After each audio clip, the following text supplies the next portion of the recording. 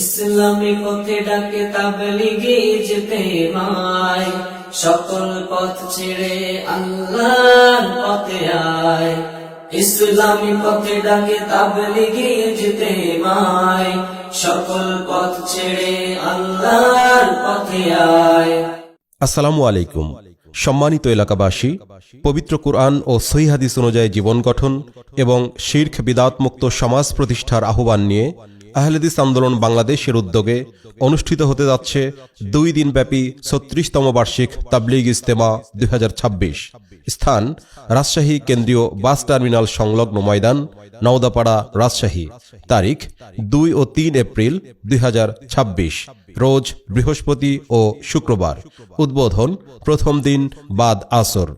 উক্ত তাবলীগ ইজতেমায় সভাপতিত্ব করবেন আহলে হাদিস আন্দোলন বাংলাদেশের মুহতারাম আমির প্রফেসর ডক্টর মোহাম্মদ আসাদুল্লাহ আল গালিব। ইজতেমায় বক্তব্য পেশ করবেন আহলে হাদিস আন্দোলন বাংলাদেশের কেন্দ্রীয় নেতৃবৃন্দ ও দেশ বরেণ্য ওলামায়ে কেরাম।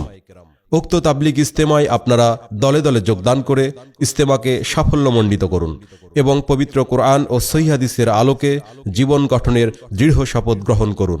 সাথে সাথে বজ্রকণ্ঠে আওয়াজ তুলুন, সকল বিধান বাতিল করো, ওহির বিধান কায়েম করো, ওহির বিধান কায়েম করো, সকল বিধান বাতিল করো।